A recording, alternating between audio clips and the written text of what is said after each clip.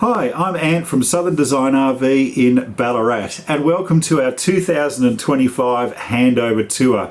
We've got a raft of upgrades to our vans this year, things like our one-piece honeycomb composite floor, a Projecta 12-volt battery management system, a larger 300 amp hour lithium battery, and even our Engalon automatic direction finding aerial. So stay tuned, we've got some good things coming up. Enjoy the ride. Starting off down the front of the van, we have your map lights. Some are basic with a simple switch on the base to turn them on and off. These ones here have got a push button. If you press it once, you get your blue night light. If you press it a second time, you get your regular white light. Some of these lights have got a USB and a mobile phone charging point on the base of them, so if you like, you can plug your phones in there. Also, there are some models that have a touch base, so if you touch the button on the base, they light up. If you hold the button, they dim down, and if you hold it again, they brighten up. And then you press that button and it turns off. So just a different type of light, dimmable lights, they're a little bit of an upgrade. You've got a storage niche both sides of the bed. Each niche has got a USB port and a double 240 volt power point. Inside there you can store your phone or tablet, charge it up, and many other things. Now underneath your bed, if we lift it up, you've got adjustable lumbar support. If you slide your sliders into the centre, that makes your mattress support softer. If you slide them outwards, that makes it firmer. So you can adjust your lumbar support on both sides of the bed. Also, we have underneath here your Safety Dave rear view dash monitor. Now you can get this wired into your car. You've got a camera mounted on the back. Have this running when you're driving, you can see your blind spot. Also when you're backing, this screen has got a speaker built into it, the camera a microphone, so you can hear the person behind you giving directions as you're backing the van. We also place underneath here your TV box. We suggest when you're traveling that you take your TV off the bracket, put it either inside the TV box or maybe under your bed covers and pillows. So you'll find that underneath your bed. Also, as an optional extra, if you have an inverter installed, they may install it underneath the bed, or a diesel heater. They're two things that could be put there. They're optional extras. If you want, have a chat to the dealership here and we'll talk to you about having those things installed. Your Design RV also comes with a 12-volt TV. Now, some of the basic ones have got a DVD slot player on the back of them. Most of the smart TVs don't. This is a 24-inch. Sometimes you can upgrade to a 28-inch TV. Some of the 28-inch TVs are Google Smart TVs. So with that, there is a child parental lock on it, which requires a PIN code.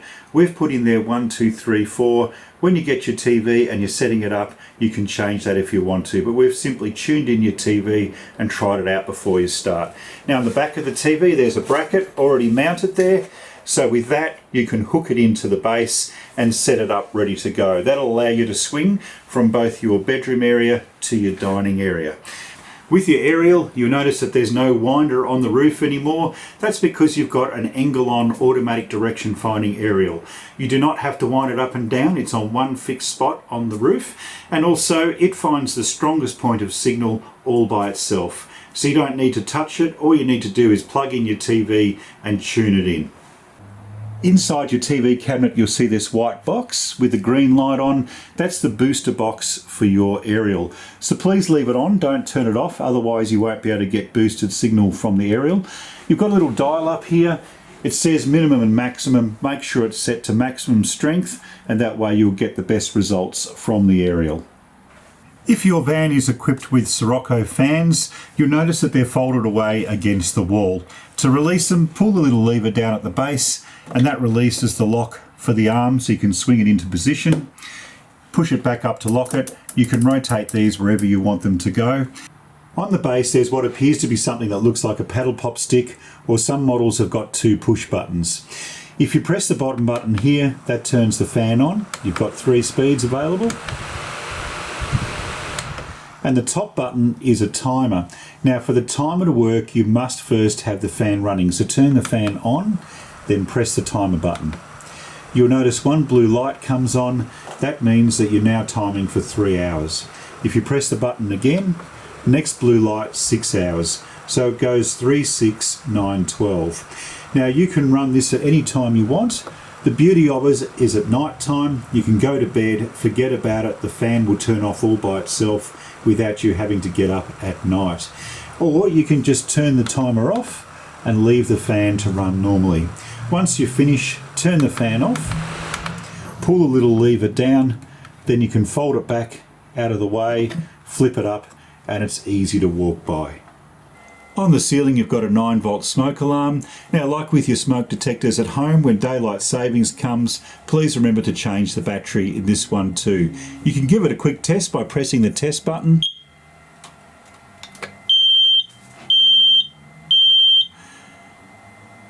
And that confirms that the smoke alarm is working correctly. This year there's been a change to our windows. So they're still double glazed and tinted, however we no longer have the clicking struts. Instead they're friction struts.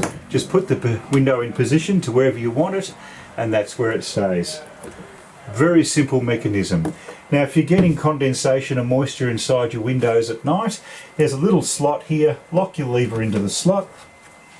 That'll pull the window away from the rubber seal and that'll allow some air circulation to help prevent that condensation from forming. When you're heading off down the road, make sure you lock this window hard against the rubber seals. That's the correct way to travel. Now we also have some windows still in our vans with the 3-way click out struts. With those you just click them out to release them, lift them up a little bit and they'll drop back down. We've got blinds on the windows. If you lift up this blind, that's your privacy screen as well as your fly screen. Now if you want a nap in the afternoon you can do this. Have a little bit of privacy, open up your window a little bit, allow some air to come in. But make sure when you travel or if you're in long-term storage that you leave them open. There is a spring-loaded roller here. If you leave this extended for excessive amounts of time, that spring may stretch the fabric over a period of time. So by leaving this open, you'll get many years of trouble-free service out of this blind. This is your Projecta 12-volt battery management system, a recent upgrade in our 2025 model vans. You'll either find it in a cupboard above the sofa or the kitchen, or it'll be in a corner cupboard near your bed. So this little system here runs your entire 12-volt system, whether it's charging the batteries, your water pump, lights, fans, all of those items go through this little control box here. Now you shouldn't have to touch it, it should run happily by itself inside the cupboard. Now to make sure that it charges the batteries, you'll see a power point with a plug and a switch. Please leave that switched on. That's very important. If it's not switched on and you plug in your mains power, it won't charge the batteries. So keep this power point switched on. Now the other thing about this system is it's got a list of priorities. Its number one priority is your mains power. If it finds that, it'll switch automatically to charging and running your 12-volt system via the mains power. If it can't find mains power, the second priority is your solar. So it'll switch automatically over to solar and use that to charge your batteries and run your 12-volt system. And its last priority, number 3, is your Anderson plug via the car. If you need it, and if the system needs it, it will take that power as it requires, but it will still make the solar its number one priority over that Anderson plug. So that's the little box here. Now you'll notice it's got some lights. You've got mains, auxiliary, which is your car, your solar, charging and fault. So just by looking at those lights there, you can tell very quickly what's going on with the system and where it's getting its power from. Now on the far side you'll see a little clear box with some fuses. Those are your 24-hour fuses. They're for things like the fridge that run all the time. So you'll find those fuses outside the system. Behind the cover we have your temporary fuses. They're all lined up here. They're for things like your lights, fans, water pump, those types of items. Now if you blow one of these fuses, each fuse has a red LED light behind it. It'll light up the fuse, you'll know which one it is. You pull it out, you've got some spare fuses over here, plug them in and away you go. If that continues to be a problem, then get it seen to by a qualified technician. So that's your fuses. Very simple to use and very easy to identify and to diagnose if there's any issues.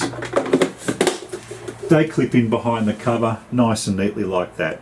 Now, like all computer systems, if it's playing up a bit, you can do a reset.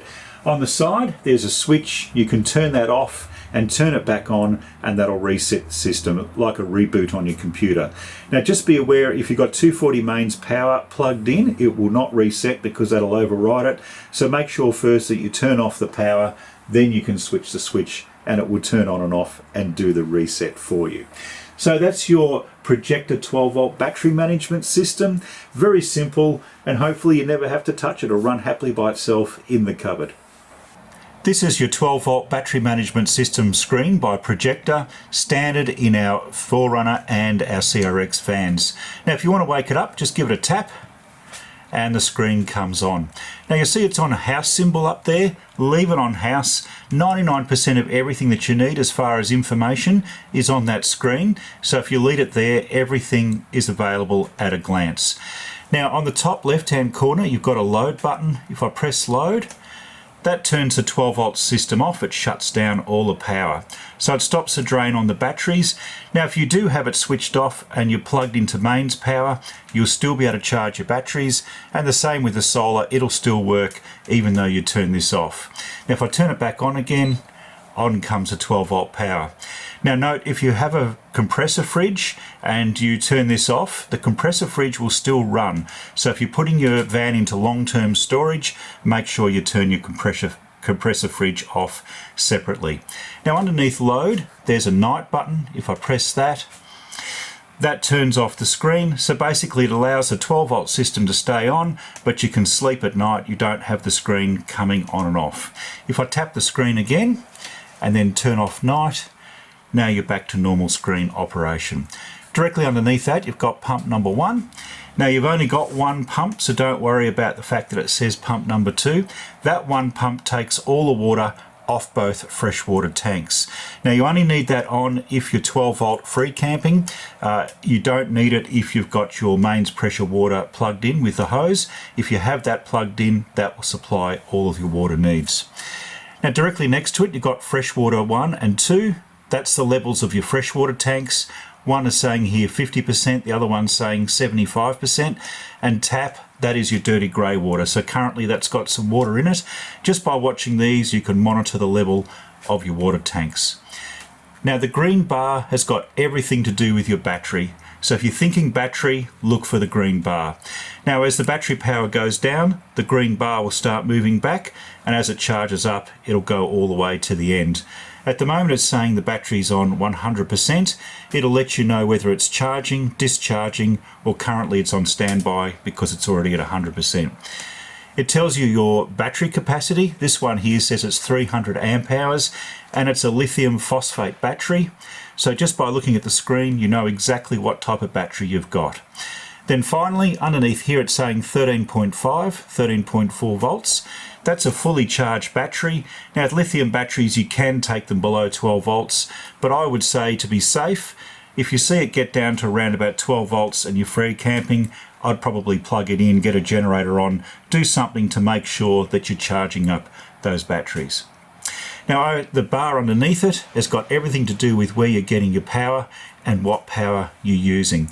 So at the moment it's lit up on AC mains. It's letting you know that's where the power's coming from. The odd intermittent flash from the solar, and alternative is your car. So by looking at these, you can see where your power is coming from, and then your load is how much power you're using. So at the moment it's saying 7.3 amps. If I start turning lights off, you'll start to notice that the load will drop down. Now, if I start to turn lights back on again, the load will go back up. So just by monitoring the load, you can see exactly how much power you're using. Now, the trick is, if you're free camping, try and keep your solar higher than the load if you can. If you can do that, that means that you're putting more power in than what you're using, and that's the secret to good long battery life. Now, down the bottom here, you've got a gear button. If I press that and you press on screen, now you can see you've got things like time and date. If I tap on date format, currently it's saying year, month, day. We can change that to day, month, year and confirm it. Now that's changed how our date reads. So currently today is the 15th of the 7th, so that's correct. Then you've got the option of what sort of display you want with your time. You can go for 24-hour time or 12-hour time. So we'll leave it on 12 for now. And the time, currently it's saying it's 6:24 p.m. Well, it's not, it's actually 5:15. So we'll put it down to 5:15. Tap on there, and now that's set the time, and the screen is set to 60% brightness. If we go back to the house button again, and you look up the top, now it's set the arrangement of the date, and the time has changed. So that's how you get in and edit to change your time. Now finally, there's a button up here with a triangle. If that ever lights up, it might have a code in there. That means something needs attention. Now, if it does have a code, in some situations it'll have a suggestion button next to it. You can tap that and it will give you an idea of what the issue might be. Now if it doesn't give you suggestion, it's a code only, I'd suggest that you just do a reset, turn the system on and off at the main control box, and you might find that that will fix the problem. So we'll put it back to the house screen. There we are. So leave it there. That's how simple it is to use your 12-volt system. Very, very easy to read screen, very simple system. Some vans, like our Getaway model, have a more simple 12-volt battery control panel. Now this is it here, very simple. You'll notice over here there's a load button, which is your power on and off. If I press that now, that turns off all the power. Now if you turn that off, like with the other panel, it'll still charge via your mains power and also via the solar. So turn this off when you're in long-term storage. That'll stop the drain on the battery. We do still, however, recommend that you keep your battery plugged in and trickle charged, or if not, out in the sunshine where the solar panels will charge up. Now if I turn this on, that turns on your 12-volt battery management system, and now all the lights come on. You'll see next to it there's a button that says night mode. With all these green lights, they can distract you and keep you awake at night. So if you press night mode, that turns them all off, and the only light you'll see is the night mode. So turn that off when you're going to sleep. And then you got here water pump 1 and 2. If you press water pump 1, that turns on your water pump. Now you only have one water pump that takes the water from both tanks at the same time, so don't worry about pump number 2. Now talking about water tanks, just here you've got your freshwater tank. One of them is about 75%, so it just uses the yellow dots there to show you how full your tank is. The one in the middle is empty, and waste, if you had a grey water tank, that would show this one here too, so that would be for your dirty water. So just by looking here, you can see at a glance exactly how much water you've got in your tanks. Then over here, you've got where you're getting your power from. So the moment PV is lit up, that's your solar. If you see PV, it's using solar. If you see mains, it's plugged into your mains power. Now this little display up here has everything to do with your power, your batteries and your state of charge. So this one here says SOC, state of charge, and at the moment you can see the batteries are at 100%. So that lets you know how full your battery is, capacity wise. And then you've got next to it service battery voltage. So currently it's up at 13.5 volts, that's your maximum voltage. Now you can take it down to about 12 volts.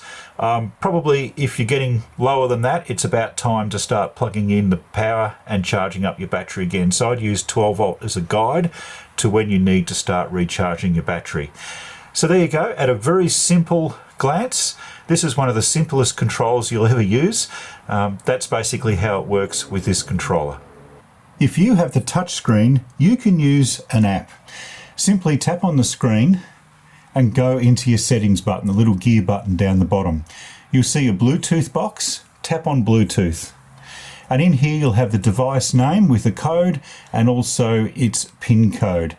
So access that via your phone, use the PIN code, and you'll be able to get into the app. To access the app, what you do is you go into your apps and look for Engalon RV Gen 2 by Projecta. Once you download it, tap on it, and that'll open up the app. You'll see a screen with a series of numbers and options to select from. Usually it'll be your strongest Bluetooth signal. This one's down the bottom. I'll just tap on that one. Now it's going to ask you for your 4-digit PIN code. So what you do is you type in the same code that was on your screen. So I'm just going to type that in, and then you press confirm. Once it does that, it'll start connecting into the system. Now it'll probably ask you for a software update. If it does, I recommend that you confirm it. Be prepared, it'll take a little bit of time, but that'll bring your system up to speed. Just for now, I'm going to cancel because I want to show you the benefits of this app. Looking at it straight away, you can see that this battery here is discharging. We're not connected to power. It's at 98% and we've got 13.1 volts. So very simple. Looking at this, you can see straight away how much battery power you've got. And with the ring around here, you can see how full the battery is. Your water tanks down the bottom, both the fresh waters are 50%, and tank number 3, your grey water, is empty. So at a glance, you can see where your water levels are at. You've also got here where you're getting your power from. So at the moment, not really from anywhere, but you've got mains, you've got solar and the car. Those things will show up if it's bringing power in. Now next to it, you've got here the amps, your load. So that's how much power you're using. Currently it's saying 5.7 amps. If I switch lights off, you'll notice that it will start dropping after a while. There we are, 3.1. If I turn the lights back on, the amperage will go back up again. So you can monitor how many amps, what sort of power you're using just by looking here at the load. Now the trick is to try to keep your solar higher than the load if you can, when you're free camping, so you don't go through your batteries. That'll mean you're putting more power in than what you're using. You've also got your load button up here. If I press that, just give it a tap. Not tapping it properly, there we are. That turns the power off, and press it again, that turns the power on. So you can do that to turn the power on and off. Before you go to bed, tap the night button. And what that'll do is turn off the main screen in the van so that you can sleep at night without an annoying light coming on and off. When you get up in the morning, press night again and your screen will resume back to normal function. You've also got water pump 1, that's on the app there. So basically you can press water pump number 1 and that'll give you the water that you need. No need to turn that on if you're already hooked into mains pressure water. Now something you should know, if you press load, turn it off, you'll still charge your batteries if you're plugged into mains power or if you're receiving sunlight from your solar. So that's your Projecta app, a useful little addition to your phone, and you can also do updates to the system, so I thoroughly recommend that you get it. Now down the bottom here you've got a gear button. If I press the gear button, you'll see it's got Bluetooth. When you go to Bluetooth, tap in there, it says connect other equipment. So if I press connect other equipment and then press confirm, that has taken my phone off the system. Now you can put a different phone on there if you want to. This year, as an upgrade to our CRX and 4Runner vans, we now have a Kenwood radio. Now this is an optional extra in the Getaway and Odyssey models. To turn your radio on, hold this button down for a few seconds. Now you can see it's lighting up. So a long hold turns this radio on and off. Quick presses change between all your different functions. So I give it a quick press, you'll see it goes to USB, Bluetooth audio, auxiliary, standby, and then back to your radio. So that's how you change your functions. Now you'll see down the bottom here your tuning. If you just hit that, it's got automatic tuning. It'll go from station to station. So just by using that you can tune it in. Now you've got 2 speakers inside and 2 speakers outside. If you want to change between the zones, what you do is you press this dial here. So press it in, you'll see function and then audio control. Wait for it to get to audio control and then press it again. Now as you turn this dial, you've got all these different options as you can see we're going through. Now loudness, it might surprise you, you've got 2 levels. You can actually go to level 1 or level 2. We'll just click on there again, move across and we come to fader. Now if I click on fader, you'll see it's on 0. That means that both speakers zones are on, inside and outside. If I start turning this dial now it's only inside. If I turn it all the way the other way, now it's outside only. So you can change your speaker zones just with the fader button. If I take it back to 0, now both zones are on together. Now to get out of this function, you'll see a little telephone button. Press that and that will take it back out to where it was originally before. And to turn it off again, just hold this button down. And there you go. The stereo is that simple to use. A standard feature in our vans is a 28 litre hot water service by Swift. Now some are underneath the dinette seat and some are underneath the kitchen cupboard. If I take this cushion out and pull it out the way, you'll see under this timber lid we've got your hot water service. So it's got a stainless steel inner tank, so there's no sacrificial anode in this system. You've got the choice of 240 volt mains, or you can, if you want to do 12 volt camping, use gas. If your hot water service is mounted under the kitchen sink, you'll find it just behind the cupboards. It'll be mounted under the bottom shelf, and just above it there should be a power point which powers up the 240 volt to it. Next to it you've also got a yellow tap. That's your gas. Every gas appliance in the caravan has got one of these taps. Leave them on. If you think though there is something faulty like a gas leak, you can isolate it there and make things safe. Your hot water service has got two options to control it. You'll find in one of your cupboards, either above the dinette or the kitchen, a small switch panel. You'll see a series of 3 switches, and in the middle there's one that says HWS. That's your 240 volt mains electric hot water. Next to it there'll be another switch that says gas hot water. That's your 12 volt option if you're free camping. Now to use this, before you turn on your mains power, I suggest that you run your hot water tap and make sure that there's no air in the system. Once you've done that, turn your hot water on. That'll take just under an hour to give you lovely hot water.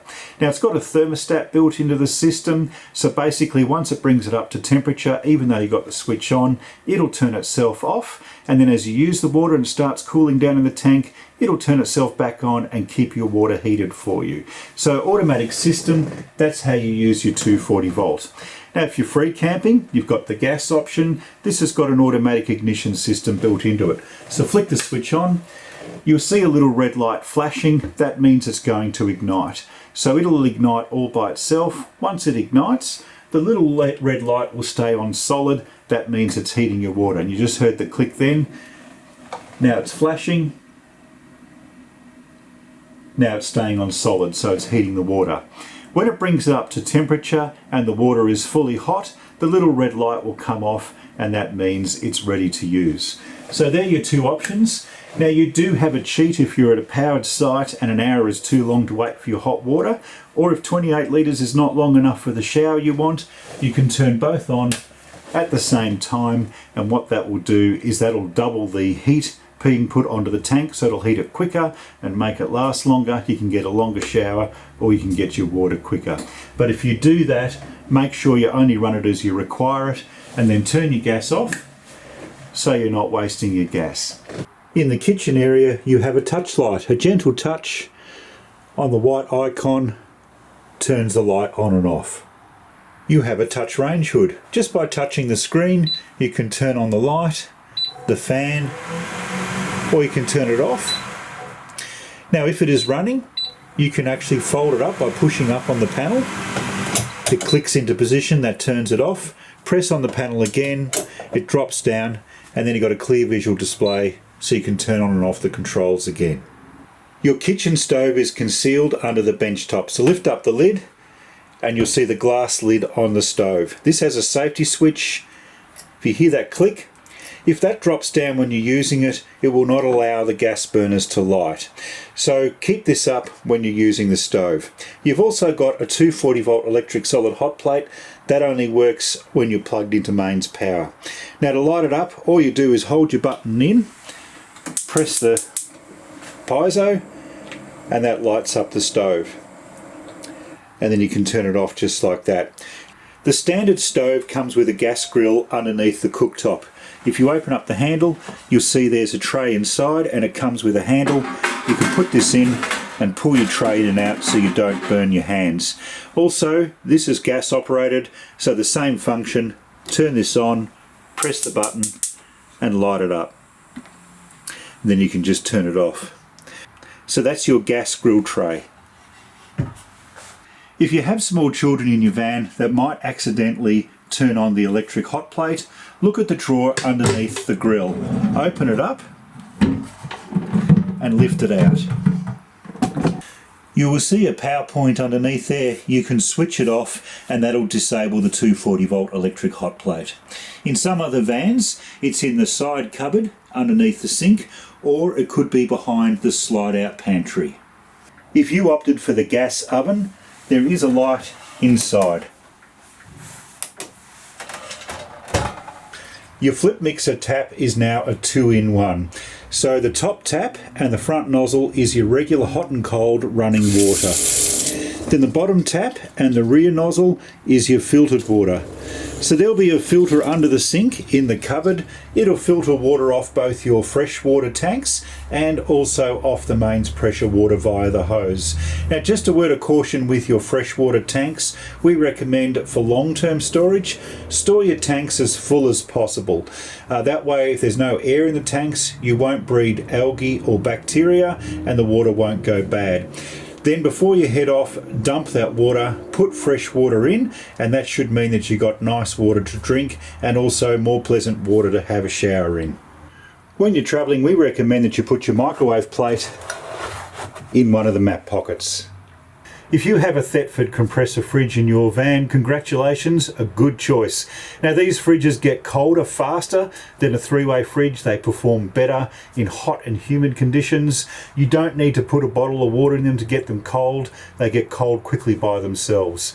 Now, turn it on about the day before and pack it out. So with a compressor fridge, if it's full and you have it all nice and cold in there, it'll use less energy from the battery. The more air there is, the harder the fridge has to work. So pack these out and you'll get better efficiency out of the batteries. Now, you just have squeeze handles on the side, so they open and close the fridge doors. On the fridge doors themselves, there's a little tab that flips around. You can click your fridge door into it or your freezer door. That'll hold it out and allow air to circulate when you are in long-term storage. Stop mold and smells from developing in the fridge. Between your freezer and fridge doors, you have this little dial. Now, by holding it down for a few seconds, that turns the fridge off. And to turn it on, the same process, hold the dial down for a few seconds. And that's turned the fridge on. Now, you'll see you've got a little display. You've got your fridge temperature, your power source and other options. With your power source, you don't choose what it runs on. If you plug in 240 volt power, it'll instantly go to a little plug symbol on there, and that's telling you that it's running on 240 volt power. If not, you'll see a battery symbol. That means that it's running on the house battery inside the van.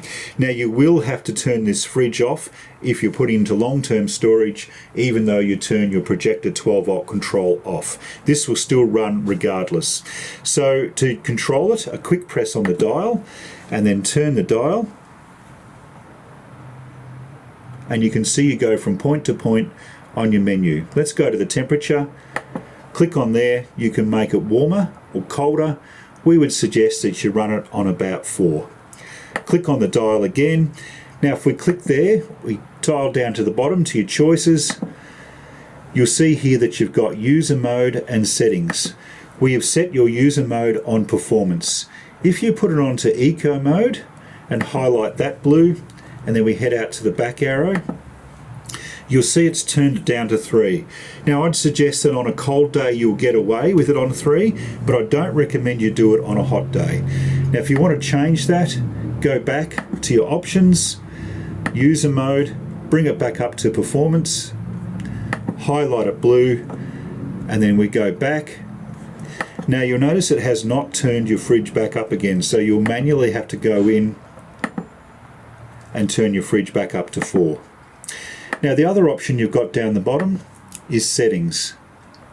We click on there, you'll see you've got a padlock and a speaker with an X. The padlock, if you highlight that blue, that's a child lock that stops little children from playing with the controls and changing all your settings.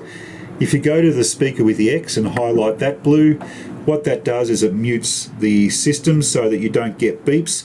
My only thought with that is if you're having a power issue and the fridge is beeping at you, you'll be alert to it much quicker if you leave the sound on. So I prefer to leave the sound on rather than mute it. If we go back, we're back to the main menu. So that's your compressor fridge, very, very simple to use. Now, if you've got a three-way fridge, we're going to leave a link in the description box below. You can go to that for information on your three-way fridge. There are three places where you might find your water pump. Some are located underneath the dinette seat. Some are underneath the fridge, and some are underneath one of the cupboards in your kitchen. If your van comes with a trifold table, we recommend that you put an old tea towel or maybe a bit of rubber matting on this bench top here. That way when you fold the table back on itself, which is a stored position, that will protect the surfaces and stop any rubbing, chafing or scratching. Also with your post at the base, it can sometimes rub and bounce against that furniture. Maybe think about putting an old stubby holder up there, and that'll pad it and keep your cabinetry in good condition. If you've opted for a mapper table, squeeze the black lever just down one end. Holding that in releases the brake for the top. You can move it backwards and forwards, in and out. You can even rotate it. So you can sit in the corner and have the table like this. If you want to turn it into a sleeper, bring it out, clear of the cushions and other objects. Push your foot on the base button, the black button, push down till it locks down. Then bring it in and put your cushion on there. When you finish, pull it out again, press the black button with your foot, and the table just pops up like that. Then you can push it back into the diner area and it's out of the way, or you can pull it out when you're eating, so you've got easy access into the dinette area. If your dinette is equipped with footrests, to use them, pull up by the strap and they lock into position. Now please don't use them as a seat. To release them, there's two stays underneath. You put a hand both sides, you feel down the stays, and you'll feel that there's two buttons at the end of the stays. Press the buttons and that releases footrest so it comes back into position. Inside one of your overhead cupboards, you'll have some fuses and a circuit breaker to your solar array on the roof. So if you ever see your circuit breaker with a little yellow leg sitting down, that means it's been tripped, you're no longer getting solar. If you put it back up, that resets it. Now your solar panels have got fuses on them. They're just to protect your 12-volt system. So basically the idea is if you have a fault up on the roof, it stops here and it goes no further. So if you're not getting solar, one place you could consider looking is right here. Also in your overhead cupboard, you've got a series of 3 switches. This is all for 240-volt power. The top one says AC. Leave that one on, that's for your air conditioner. If you switch it off when you're plugged into mains, you won't have power to your air conditioner. The bottom one says fridge. That's for the 240-volt power supply to your fridge, so leave it on. Now the only instance where you'd ever turn that off is if you had a 3-way fridge that was set to automatic and you're at a powered site plugged into mains power. On a hot day, it's better to run it on gas. So in that case, turn this off and that'll cancel the 240-volt power supply to the fridge and force it on automatic to switch over to gas. But other than that, leave it on. Your light switches are all labelled. Your feature lights are your strip lights over the cupboards. You have a bedroom and a kitchen light, so that does your main living area. You'll see one here that says awning and insect. If you press awning, that gives you white light on your awning lights outside. If you press insect, that gives you amber light. If you press them together, then that gives both lights mixed up in the same light. Also, if you have a tunnel light, in some cases you've got a tunnel and a tunnel insect for that too. Now your ceiling hatch will have a touch light on it, so you can touch it 3 times and get 3 different levels of light.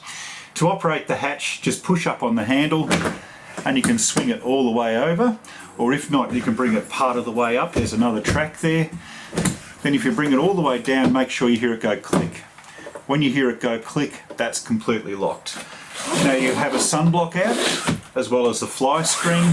We recommend when you're travelling, travel with your fly screen open. If you have it like this and you get fast moving air through those pleats, what it will do is it will stretch them and it will start to sag. So by travelling with this open, you'll have a long life and no problems with your hatch. Some hatches have a built-in light on the corner. There's a switch, so you can turn the light on and off. If you pull this handle down, that releases the handle, pushing the red knobs and swing around the little locking levers. If you push up on it, they've got pneumatic struts. It'll go all the way up by itself. If you pull the handle down and put it into the front hooks and swing the little black locking levers in position, that'll hold the hatch slightly upwards. Or if you like, you can release the handle, lock it into the backup position. You've got two positions on your catch here. You can have it slightly up, or you can lock it all the way down, ready to travel. You've also got a fly screen, as well as a sunblock out, and again, we recommend that you travel with those open. The hatch and fan in your ensuite and shower has a built-in light switch on the corner, so you can turn that on and off to get light. It's got a winder, so you can wind the hatch up and down, and also it's got a two-way switch, so if you press the number 2 position, that sucks the air out. If you're having a shower, use the number 2 position. The number 1 position, the other way, brings the cool air in. What that's really good for is on a hot day with a beautiful cool breeze, if you're 12 volt camping, you can turn that fan on and cool down the van. If you have a Gree reverse cycle heater and air conditioner and you want to clean the filters, you'll notice 2 press tabs on the side where the grill is. Press those tabs and the grill comes out. Once that comes out, you'll see the filter directly behind it. Pull that out and clean it. Once it's clean, put it back in there, sit your little grill back on top and press the tabs. That clicks in. Very simple to do. There's one on each side. Make sure you clean them regularly. If you have a Fru Camp air conditioner, on the front near the screen, push on these 2 points here. That releases the clips. The front grill will come down and you'll see the filter behind it. So give that a clean. Then you hook it up back behind. Locate your little pins into the clips carefully and click them in, and it's as simple as that to clean the filter. If you opted for bunks in your van, you'll find that the kids have got a map pocket each end. They've got a map light, a double 240 volt power point, a double USB port and a 12 volt socket. So each bunk has got ample supplies of storage and also power for their phones, their tablets and all of those types of items. If you opted for the double bunk, you've got storage under the bottom bunk. If you lift up the mattress, you'll see you've got a lid. So with that, you can get storage from the top. You've also got a front hatch, so you can get access from the front. Also, some models have got a hatch outside, so you can get access to all of your luggage and belongings from the outside as well. 3 points of access, very good storage. Your ensuite sliding door has got a patio bolt, key lockable inside it. When you're travelling, have that locked up. When you're at camp, disengage the key, pull the slide down, and that'll allow the door to freely move. Now on the base, you've got a foot operated lock. So if you push the top knob down, that locks it. If you push the side lever, that releases it. So push down the top to lock, side lever to release. When you're travelling again, make sure you lock up your top latch, turn the key, push down the little button there, and that locks the door in position and makes it safe for travelling. Your shower door has a little knob on it, rotate it around to unlock the door. You can open up the door. Now on the other side of the shower, there's another little knurled knob. If it gets loose, you can tighten that knob up. Coming into the shower, lots of room in here. You'll see we've cable tied your shower head on, so we've done that so that the shower head does not drop out when you travel home. When you get home, cut that shower head off, and we suggest that you lay it on the floor and wrap it in something soft like a towel. So that's your shower. It's got a little soap holder, Comes with a plug as well. It's got a flip mixer tap, plenty of room, and it's got the same fan and light setup as you've got in the ensuite. Then when you finish with it, close the door, turn the knob, and that's ready to travel. If you have a Thetford toilet, it comes with a swivel seat. It's just held by friction, so you can swing it one way, make more room in your ensuite if you need it. Or if you haven't got enough leg room, you can position this to get better leg room. So very versatile seat, very versatile bowl. Now on the base here you've got a little lever. If you slide that sideways, that opens and closes the flap. So to use the toilet, open up the flap, do what you need to do, hold the blue button down to flush it, and then make sure you seal all those aromas back in there again. Now on top of the toilet, there is a little cassette symbol. When that lights up red, it's full. It's time to empty it out. Now you will need chemicals with this toilet. What the chemicals do is they break down the solids and the toilet paper, turn it into a sludge so it's easier to empty out, and also it adds a more desirable aroma to the toilet cassette. If you're after chemicals for your toilet, then we've got them here right for you. Now there's a few different choices. You can go for liquid, tablets or sachets. Everybody has their own personal reasons as to why they prefer any one of these products. So it's completely up to you. But I'll tell you some of the pros and cons of these products and you can decide which one you want. So let's start with the liquid. The liquid is super convenient. So if you want convenience, this is the product for you. You just pour it in a measured dose and away you go. Now that's the good news about it. The only thing is it does come in a larger bottle, which weighs a little bit. So if you're looking for ways to reduce weight in your caravan, you might consider a different product. The other thing is if it lid does leak, it can stain everything. However, put it in a plastic bag and that'll tend to solve that problem. So that's one of the reasons why people may or may not choose this product, and not everybody likes the aroma. So it's up to you. What about sachets? You're spoilt for choice. Lightweight packaging, they don't spill. I guess the other thing is that you've got a choice of fragrance. So you've got your regular fragrance. You can go for things like citrus fragrance. So you've got a few choices there. Now the disadvantage with this product is you have to mix it with water, but that's no big deal. Most people like it because it's convenient. That dissolves down when the water's with it and it does all the work it's supposed to do. And tablets is much the same, lightweight packaging, super convenient. Some people like the aroma more, and also you've got to mix it with water. So if you weigh up those pros and cons, you'll be able to decide which product is the right one for you. Now also we've got toilet paper here. This toilet paper breaks down more easily than regular toilet paper, so it's perfect for your toilet cassette. Other products include a rinse.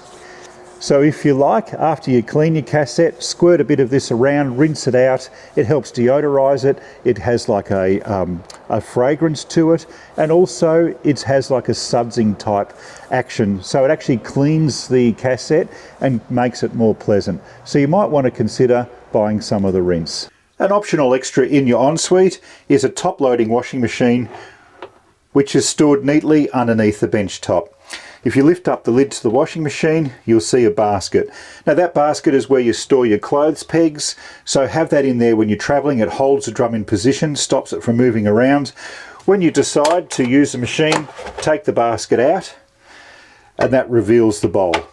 Now on the side, there is a little lint filter. So if you look there, you can see you've got a lint filter. So every time you use it, make sure you clean that out after each use. And that just clicks in on the side. Your power button is the blue button on the far right hand side. Press that and that turns it on. Now this is just a 240 volt cold wash only machine, so it's just for those small loads to get you out of trouble when you're camping. Now you'll see over here that it says 30 minutes. That's the long cycle wash. If you want to change it, press the process button. That'll change all your different wash cycles down here. So I press process, I go down through the different wash cycles till I get to rapid wash, 18 minutes. That does your wash, your rinse, your spin all in one cycle. Now you've also got over here a water level button. You can see you've got your water level. If I press the button, you can change your water level up and down to whatever you desire. And then you've got your start and pause button so you can get it washing. Now when you finish, turn it off and pop your little basket back inside the top of the machine. Click it into position. Then your lid goes down neatly, and that's concealed neatly underneath your bench. All of our vans are equipped with a dry powder fire extinguisher. This one's located on the end of the kitchen, just in the doorway. Some of them are located under the bed and some in the dinette area. Now that we've concluded our internal tour, come and join me outside for the external tour. So starting off at the front of the van, one thing you'll notice about this year's tours is we're now undercover in a big shed. So a much better experience when we do the handovers. Now you've got two 9 kilo gas bottles. We've already filled them for you here at the dealership. So they're ready to go. You can start camping with those straight away. When you're traveling, turn them off. That's the safe way to travel. When you get to camp, turn whichever gas bottle you need on, go to your gas stove in the kitchen and bleed any airlocks out by lighting the stove. Once you've done that, you're ready to go with all of your appliances in the van. You've got a selector lever up the top, a little green lever. Whichever way you point it is the way it goes to the gas bottle. Now, I suggest that you run one gas bottle, empty it out, and then you can select it over to the next one, get that one filled, and use your next bottle. You've also got the new safety valves on these, so if you accidentally unscrew the fitting, it'll give a quick burst of gas, but then what it will do is quickly seal it off. So it's a lot safer. This is a much better way to camp. On your front drawer bar, you've got a cold running water tap. That'll work both off your tanks and off your pump. Also off the mains pressure water. So if you need water when you're outside cooking, it's right nearby where it's easy to get access to. On each corner of the van you've got stabiliser legs. Now with these, please don't use them to level the van. The usual procedure is, if your van is out this way, what you do is you put levelling ramps. So you can either buy these separately or we have them included in our starter pack. So either of those ways you can get your ramps. Now to use it, once you've levelled the van front and back by using a jockey wheel and the ramps, what you do is you pull this handle out, drop your leg support down, and then wind it all the way down until it just touches the ground. That's all you need to do. All these things do is they support each corner so you get no suspension bounce when you're inside the van. Underneath the front of your van you also receive a gas bayonet fitting so you can hook up your barbecue, a quick push up and twist, and away you go. Now it's also got a gas isolation tap behind it so you can turn that on and off if you need to. Your hatches have got new push locks. To operate them, turn the handles 180 degrees, that opens up the flap. To close them, turn them back 180 degrees and that's closed. Now to lock them, you've got a special profiled key. What you do is you put that in the lock, turn it 90 degrees, then push the latches in. Now that's locked. To release it, turn your locks 90 degrees again, the locks pop out, and now you can use it as normal. Now inside your hatch you'll find that there is a jack, you've got a corner stand crank handle, there's also a wheel brace, and your awning hook. Inside you've also got a light, so if you press up the top there in the middle, you've got a little light so you can see what you're doing at night. We've also had a change to our doors this year. If you pull up on this handle, when they're new they can be a bit firm because the door is bedding in. A little trick we've found is put your thumb on the barrel of the lock, at the same time pull up the handle, and that makes it easy to open. So that's a little trick you can do to make it easier to open, just like that. Now downwards motion on the handle is your normal door, upwards motion splits the doors. So you can turn it into a screen door. Now these screens have got in them a mesh screen on one side as well as a wire mesh on the other, so for your fly screen. So basically you're keeping insects out and also intruders. It does have a lock inside. And you've also got a blind. If you pull that down and hook it into the two bottom points, that'll give you privacy through your window. Now to lock it, again you've got one of these sort of funny shaped keys. Put that into the lock, turn it back upright and the handle's flat. that on the door, that means that it's locked. If you do it the other way, handle's protruding, that's unlocked. So it's as simple as that to use this door. Your night light has a 2-stage switch, so at night time when you head out for dinner or whatever else you're doing, turn on at once, you get a little blue backlight. When you come back in the dark, it's super easy to find the handle and your van. Once you're there, press it again, you get your regular light, you can find your keys, unlock your door, and away you go. So your picnic table comes with basic little latches. You just pull them up 90 degrees, it folds down, and this table is equipped with a light. So a small finger up in the button there turns the light on so you can see what you're doing at night time. Very handy table. You can use it for your TV, kettle, toaster, whatever else you want to use it for.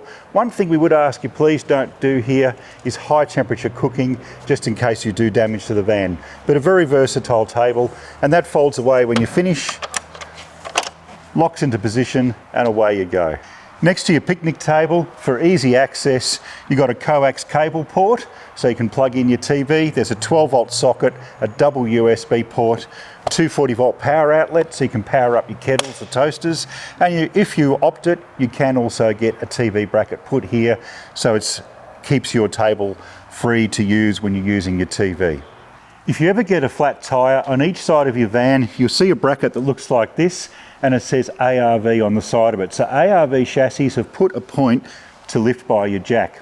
There's a steel plate here, lock your jack into that steel plate, that's your safe lifting point, and that is the one point that you use to change either tyre if you need to change them. To operate your awning, please make sure it's not a windy day. So if the winds are whipping up to 30, 40 kilometres an hour or more, it's time to put your awning away. Now they supply you with this awning hook, you'll need that to bring it down. Each arm is locked. What you do is you go over to the arm, release the side lock, lift it up, and then loosen off the knob behind a couple of turns just to free up the arm. You do that to both arms, front and back. Lift up the lever, loosen off the knob. Now with your awning hook, down the back end of the drum, you'll see that there's a little lever up there. Hook your lever over the hook over the lever, pull it forward. There's a strap in the middle, hook your hook into that strap and pull it outwards. And that pulls your awning out. Next step is grab your side support arm that slides up, slide it up into position. There's a black button up here, click it into the button. You do that on both sides of the awning.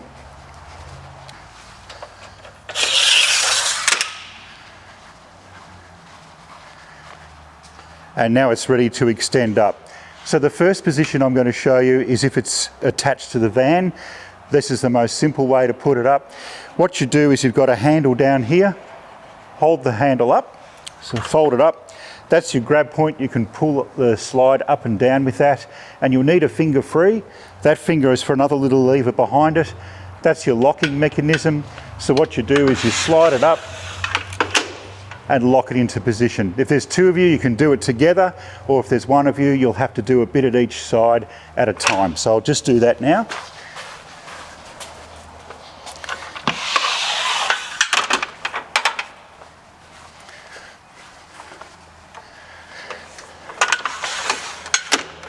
There we go. And once it's up, tighten up the knobs each end and you're ready to go. Now if it's raining, you can angle the drum a little bit and you can allow that water to run off down one end. So that's the simple way to do it. Now to bring it back down, loosen off the knob each end.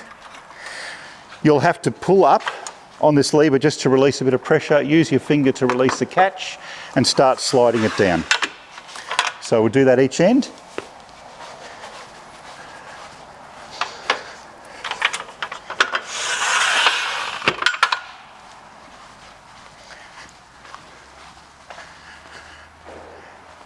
Now the most important thing before you drop this down is to make sure you're standing outside. Otherwise when you drop it down you'll get caught and you'll have to bend underneath it. So we'll drop it all the way down, just like that. Then you push the button on the top here, arm comes back, just like that. Do that both sides and then you can roll it up. Now the other way you can do it is bring your arms back up, click them into position. So this is if you're going to detach the legs and stand them upright, especially if you're using an anti-flap kit or something like that. You'll see on the front here you've got this seam. Very important, before you stand it upright, loosen off your little lever and put the seam just past the centre of this arm here. That way if it rains, the water will drip outside, it won't drip inside. It'll also set up the awning correctly so that when you stand up the legs, it'll all be perfect. So to stand up your legs, what you do is you hold onto the arm with one hand, push back on the little lever down here with the other, make sure that your leg is locked in down the bottom, and stand it upright, tighten up the knob, and we do that both ends. So now once these are standing upright, you peg down the legs through the holes, and you can also put some tie downs just here so you've got support. Now the beauty of this particular setup is that you'll notice that you've got your sides open, so you can slide a front screen in, have some privacy, have some shade, but you've still got access through the sides. So this is a great little setup. A lot of people like doing this. Now that your awning is up and you previously set up that seam in the correct position, not only will it allow the rain to run outside, but this little groove here is set at 3 to 9 o'clock, pointing back at the van. Now that's the correct position where it should be when you extend your legs up. What that means is when you slide in your front shade sail, it's easy to put in and it's in the correct position. We do have different accessories here in the shop if you require them for the awning. So we have tie gear, so you can put your tie down straps. We also have things like your side sunscreens, so they're available, and your front shade screen. So you can buy all those here at the shop if you need them for your awning. Another item for your awning is we have anti-flap kits. We both sell them here and we also install them. So if you want one installed, please talk to your friendly sales staff and they'll give you costings. When you want to bring your legs back down, there's a certain technique to it. First, you make sure you stand outside. Put one hand up near the top, because as soon as you loosen this knob off, this thing's going to want to pull back. So make sure you hold onto it, loosen off the knob. Now with the hand that you used on the knob, bring that down to the bottom, hold the bottom part of the arm and swing it in, lock it into the base locking clamp, and that's as simple as that to bring it down. Do that on both sides of the van. So now we're ready to put your awning back up. What we do is we press the button up here, slide the arm back. We do that on both arms.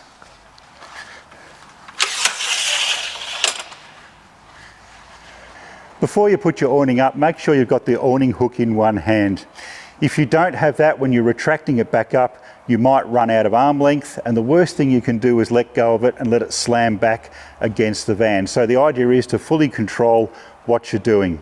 So what we do is we hold onto the strap nice and tight, because as soon as you release that lever, the awning will want to retract up. Hook in the hand, release the lever, put your hand on top here, and ideally you want the strap somewhere towards the centre, as that balances the load on both arms when you pull it in and out. So bring it back to the centre, and then what you do is just slightly angle your strap. Avoid putting it in a long straight line. If it's in a straight line, it's going to bunch up and put a big groove down your canvas. By putting it on a slight angle, allow it to roll up, put your hook in it, just gently bring it back. That'll distribute the strap over a wider area, and then when you do it next time, angle it the other way. So keep moving it around in the centre, and that'll keep your awning canvas in good condition. Finally, lock down your side locking arms, tighten up your knobs on both arms so they're firm. Once they're both tight, you're ready to go. Now, as an optional extra, we also sell awning straps. They're an extra safety feature, like a Velcro that goes around the top. Helps prevent any unwanted accidents. And once you've done that, away you go. At the rear of the van, you'll also have a camera mounted. So that's your rear view safety camera, your spare tyre. Now, if your spare tyre is not here, it'll be slung under the van. The same crank handle that you use to wind up and down your corner stands will wind up and down your spare tyre so you can get access to it. Also, as an optional extra, you may have an external shower. So if you have one of these, they just open up. You've got in here a hot and cold flip mixer tap, a shower head, and you can use that when you finish from the beach, hose down your feet, whatever else you need to do. Now also, some vans have got a vent on the back. That's an access panel for our shower. If we need to get into the plumbing, that's how we get in there. So if you see a vent there, that's all that it is. Some vans come with a generator hatch. So if we open it up, you've got a fully galvanised and sealed with silicone box. In there you could put a small generator or maybe some hoses or other items like that. Your toilet cassette is concealed behind a hatch. So open it up and that'll reveal the cassette. Now these cassettes are held in usually by a T-handle shape, or some have got a little lever in behind them. So lift up that T-handle, it slides out, there's a handle on top, there's wheels, and you can pull this up, slide it out, and wheel it along like suitcase luggage. Now very important, before you empty these cassettes out, always press this orange button here first. That's a pressure release valve. Press that first before you swing this little arm around and take the cap off. So that's your emptying point into the dump point. Now when you get to the dump point, make sure that you keep the cap away just in case you drop it down there. Take your cap off, tip it up, hold that button in, that'll release the back pressure and all the sludge will go out into the pit. Now at this point, once it's empty, there'll be a hose there. Pour some water down here 2 or 3 times and just a very gentle agitation. Don't shake this vigorously. There is a level float in here. If you shake it too hard, you might dislodge the float. Once that's all nicely cleaned out, you could deodorise it and clean it out with a little bit of rinse. And then in the tip of it, and the cap, you've got a measuring cup. So what you do is you add your chemicals in, fill this up with water, tip it down, and that gives a pre-measured dose of water ready to go so that you can use your next round of the cassette. Now to put it in, just slide it in and that locks into position. Now if you ever have trouble pulling this out, don't force it. Usually all it means is the flap on the toilet is open. So head back inside, shut the flap, and you should have no problems getting it in and out. Now the other thing is, these cassettes do cost a few $100s, so we recommend that you keep this hatch locked. That way you'll keep it safe and you won't have any issues. On the side of your van you'll have 2 water filler caps, so they fill up each tank individually. Now to use them, they're key lockable. If you turn the key, that releases at a quick twist, they come in and out. Now there is another model that you keep winding it until it goes click and then you lock it. If you lock it with the key and pull the key out, they just keep turning. So that's your lock position so that nobody can get into your water tanks. As an optional extra, you can have a grey water tank installed into your van. Now everything goes into this tank, whether it's your shower, your washing machine, your kitchen sink, it all ends up here. So it contains it. If you're free camping, that'll store it. Now if you're at a caravan park, pull this lever forward, that'll open it up and allow the water to keep running out. There's a 25mm barbed fitting here, so you can put your hose on there, run it back to the pit, and away you go. Now to make that hose a little bit easier to get on, you might want to put a bit of olive oil or something like that just to make sure that it goes on and off easily. At the top of the tank, which is concealed, you can't see it, is a valve. Please don't shut that off. That's the breather valve. It needs to be open so it allows the air to circulate and for the tank to do its job correctly. Underneath your van, standard, you'll have 2 95-litre freshwater tanks. Now on the front corner, you'll see a little tap here. If you open that up, that'll allow the water to drain out if you need to drain your tank. Also on the back, you've got another tap. By turning that 90 degrees, that turns it off. If you line it up with the hose, that turns it on. Now usually you leave them both on at the same time. That allows the water pump to take water off both tanks. Now if you get an airlock between the 2 tanks, which means you'll notice one tank's going down on the gauge but the other one's not, the way you fix it is like this. You turn one tank off at this valve, leave the other tank on. Turn on your water pump and then you run your water tap, make sure there's no air in it. Once you've done that, repeat the process, but what you do is you turn this tank now on, turn the other one off, turn on your pump, run your water, and that should alleviate that water lock issue. Once you turn on both taps together, your tank should work normally. Behind your driver's side rear wheel mud flap, you'll find your water inlet. We've capped it for you. That's to stop wasps and dirt and things like that getting in there. Also, you've got here your one-way pressure limiting valve. Now, if that's ever faulty, what will happen is you'll have either no water pressure when you plug on your hose, or if you've got your water pump, the water will just flow out here. To fix that, we've got an instructional video. We'll leave a link in the description box below on how to do it. So what you do is you hook up your hose here. That provides all the water that you need when you're at a powered site. Now, if you've got this hooked up, don't turn your water pump on. So it's as simple as that to hook up and go with your water.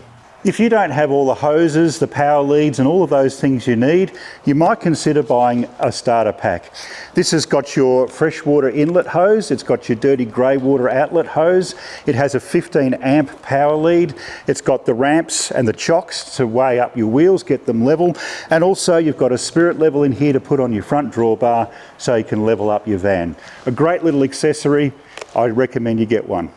This is the external cover of your hot water service.